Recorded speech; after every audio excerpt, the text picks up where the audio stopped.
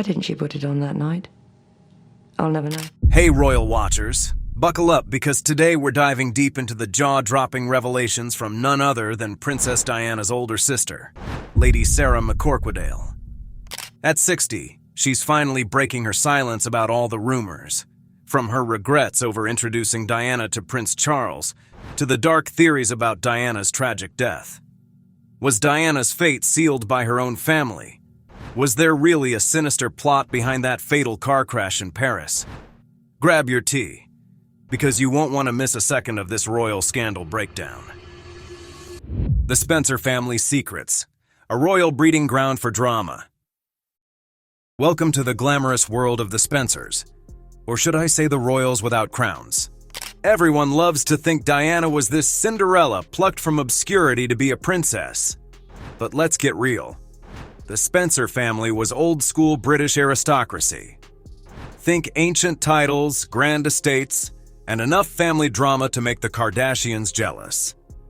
Lady Sarah McCorquodale, or Lady Elizabeth Sarah Lavinia Spencer if you want to get all formal, was the firstborn golden child of John Spencer and Frances Shand Kidd.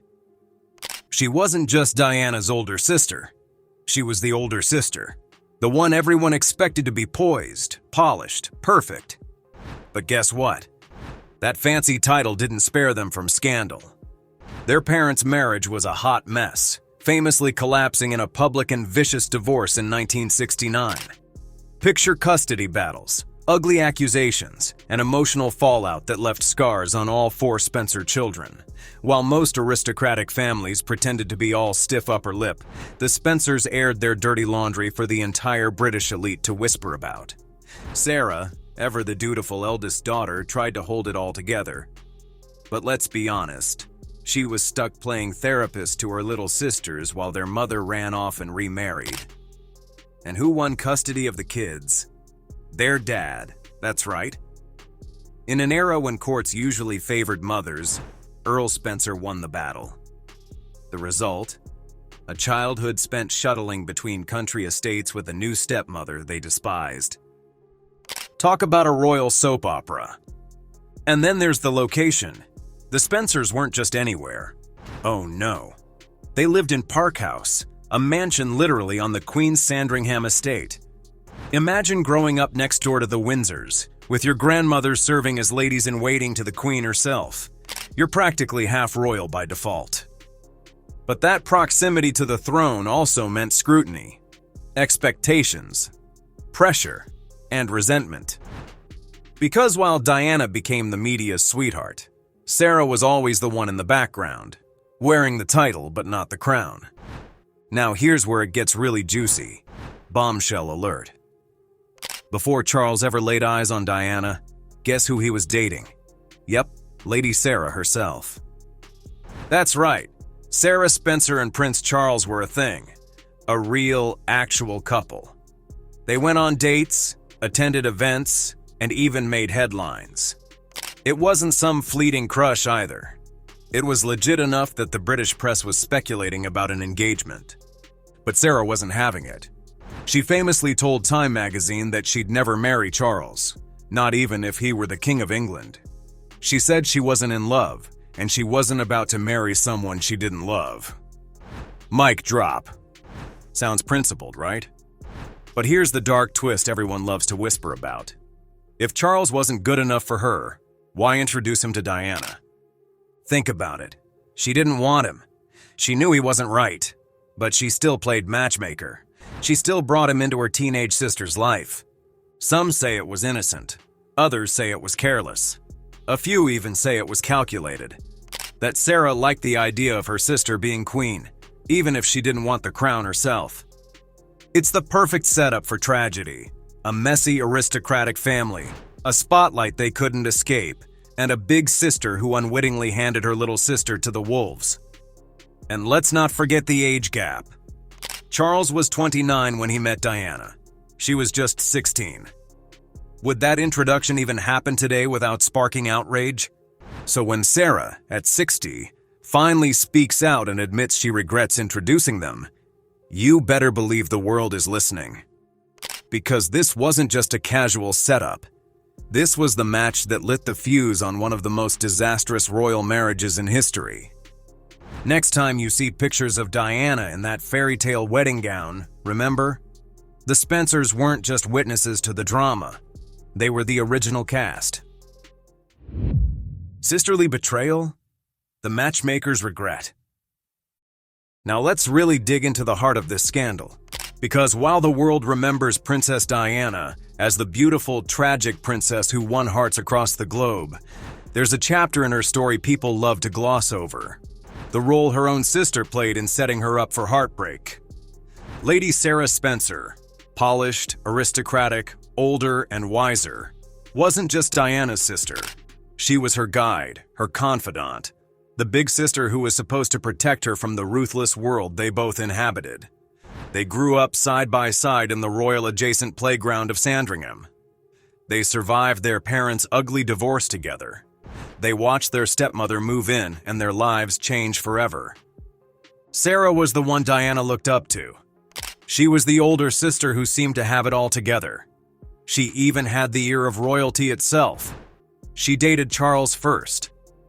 That detail alone is enough to make the tabloids drool. Imagine it. Charles, the future king, once wooing Sarah before moving on to Diana. And not in some accidental meeting either. Sarah was the gatekeeper. She introduced him to her kid sister. The age difference was staggering. Diana was just 16 when she met Charles.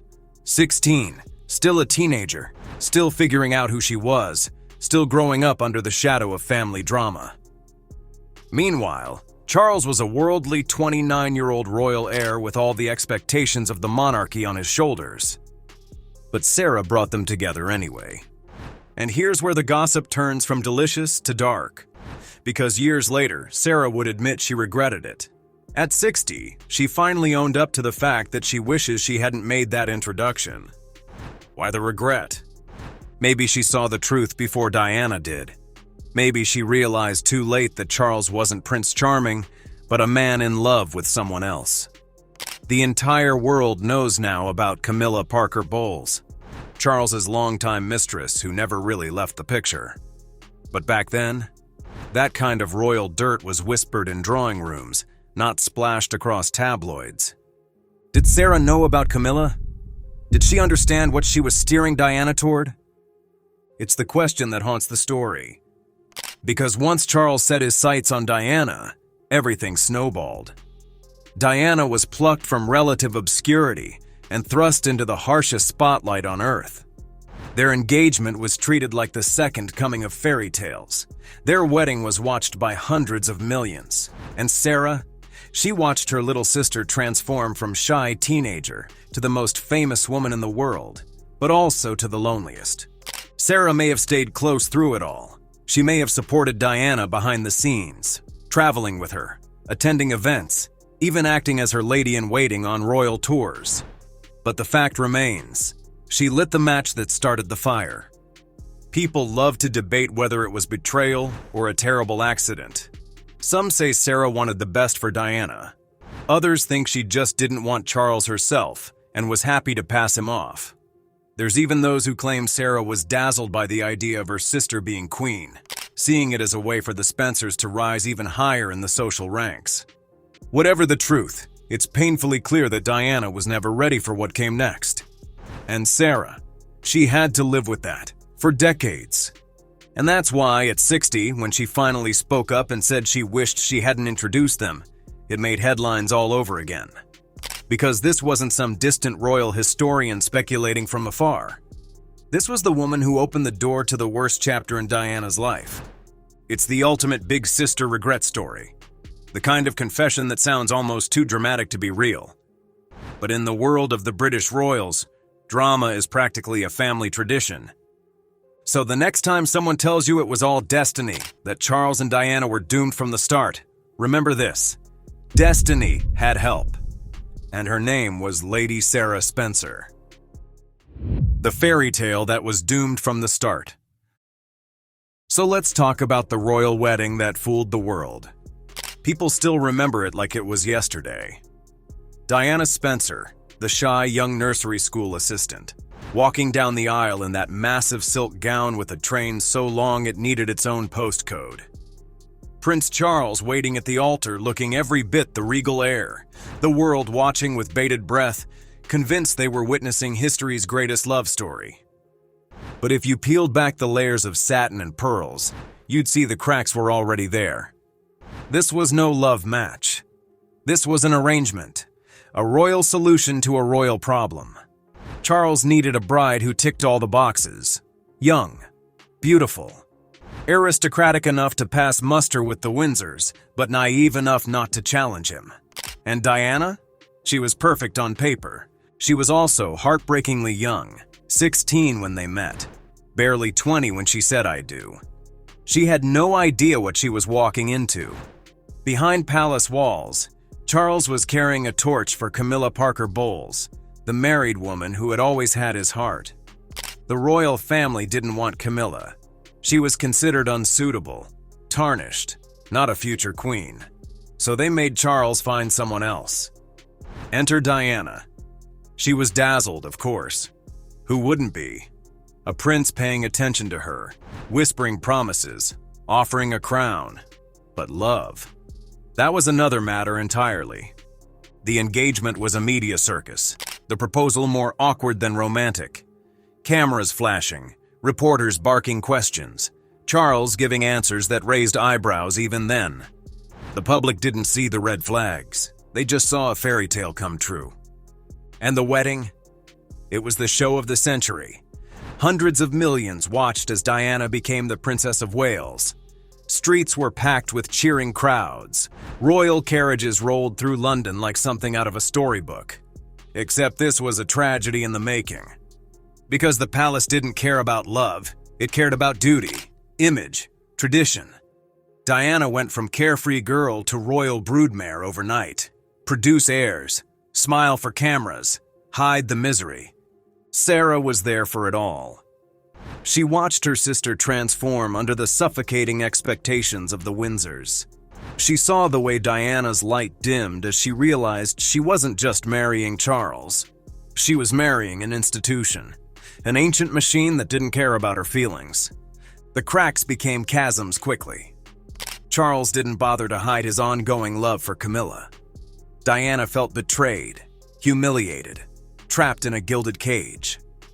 She struggled with bulimia, postnatal depression, and a sense of isolation no palace could cure. All the while, the public was obsessed. Paparazzi stalked her every move. Tabloids feasted on rumors.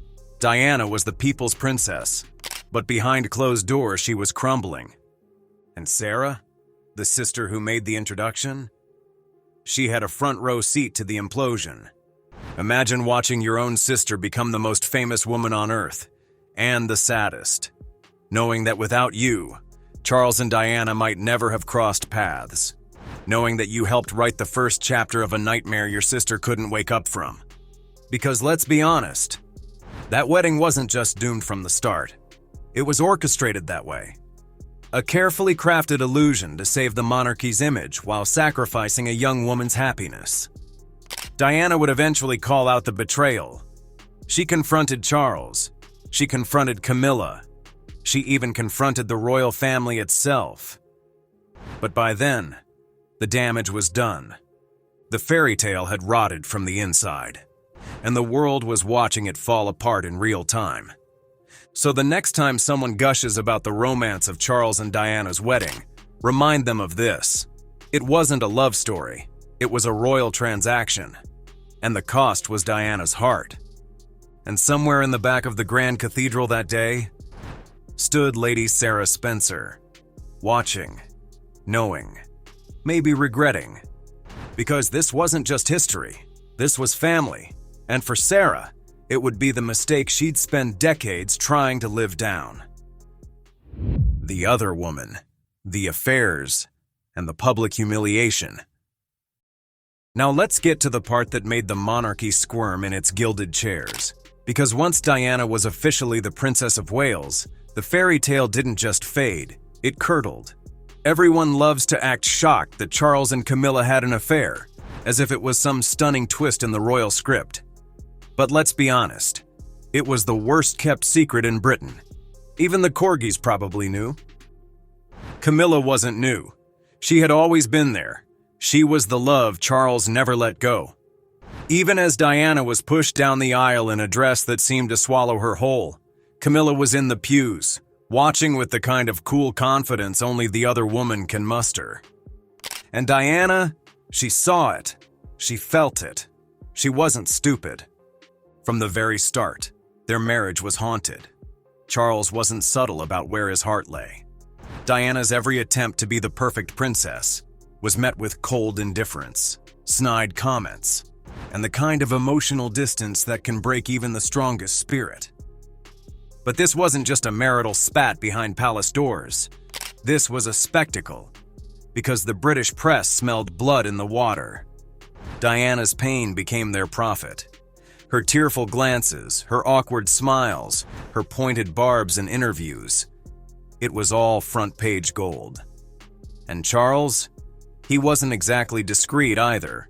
Rumors about secret phone calls, private meetings, expensive gifts. It all trickled out to the tabloids like a slow-motion car crash the entire world rubbernecked. And let's not forget the most cringe-inducing chapter of them all. The leaked tapes. Those infamous recordings weren't just salacious. They were humiliating on a global scale. Charles caught on tape saying things that sent the press into a feeding frenzy. Every tabloid in Britain and beyond ran with it, gleefully transcribing the future king's dirty talk for breakfast reading. Imagine being Diana. The whole world listening in on your husband, professing his devotion to another woman. And Sarah? The older sister who had played matchmaker?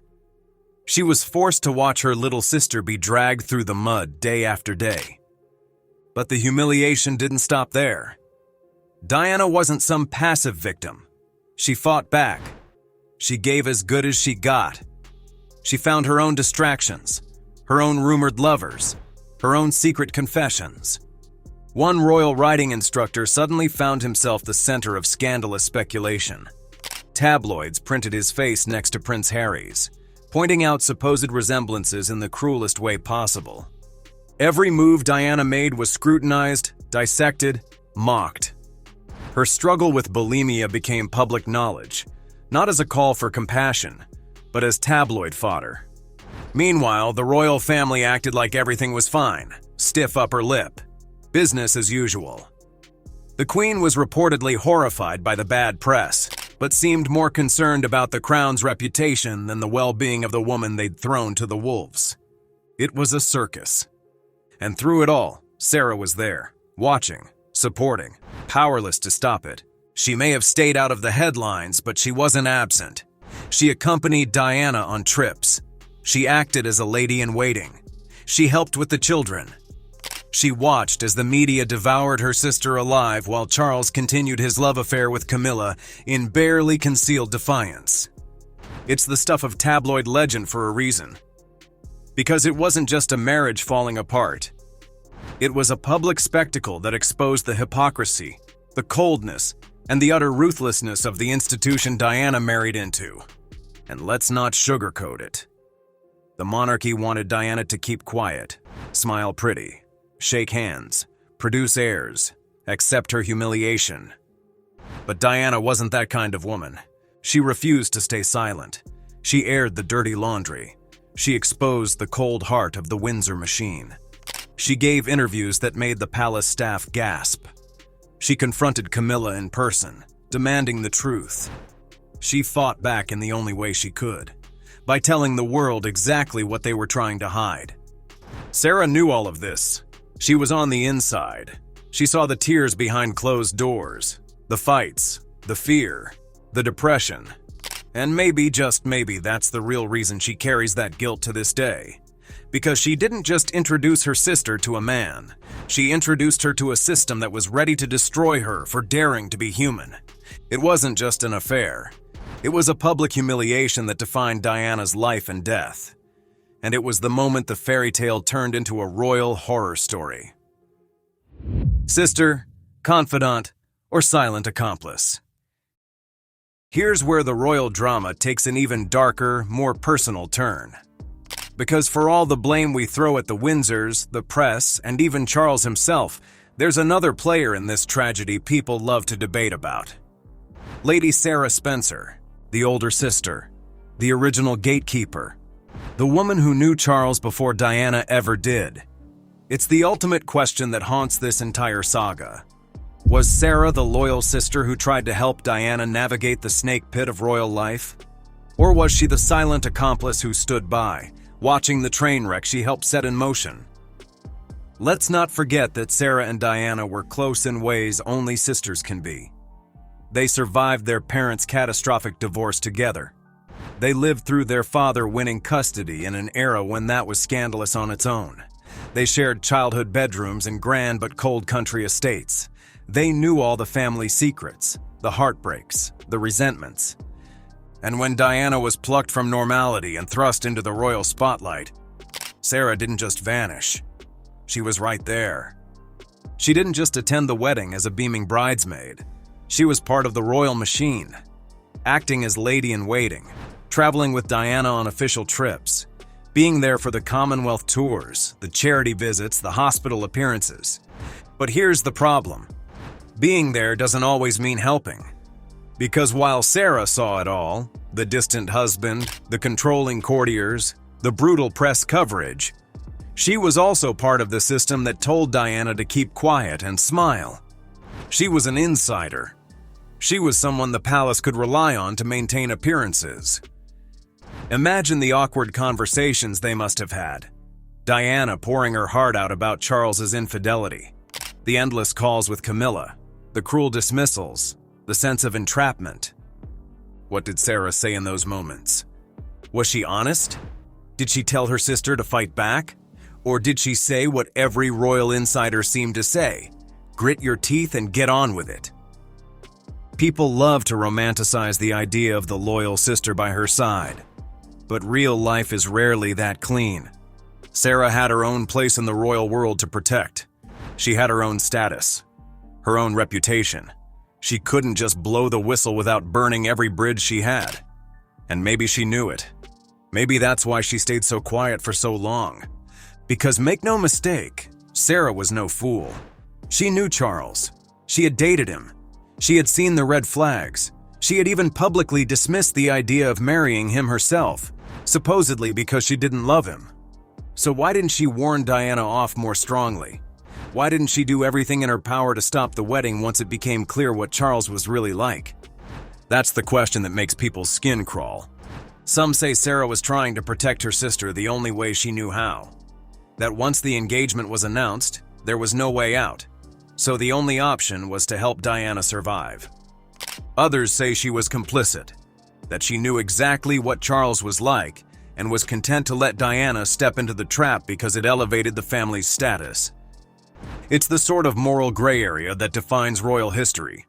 Sarah was there at the start of Diana's fairy tale. She was there when it turned into a nightmare. She was there for the public humiliations, the breakdowns, the confessions about bulimia, depression, and self-harm. She was there after the explosive interviews, the tell-all tapes, the headlines that made the palace panic. And she was there at the end. When Diana's life ended in a dark Parisian tunnel, Sarah was one of the people who flew to France to bring her body home. She read at her sister's funeral. She helped execute her will. She stayed close to William and Harry, trying to offer them some stability when the entire world was watching their every move. But even those gestures come with their own uncomfortable questions. Was it loyalty, love, or penance? Because no matter how much good Sarah did later, nothing can erase the fact that she was the one who made the introduction. That single moment changed history forever. And that's why, decades later, when Sarah finally admitted she regretted it, the world sat up and listened. It was the confession everyone had been waiting for. But was it too little? Too late?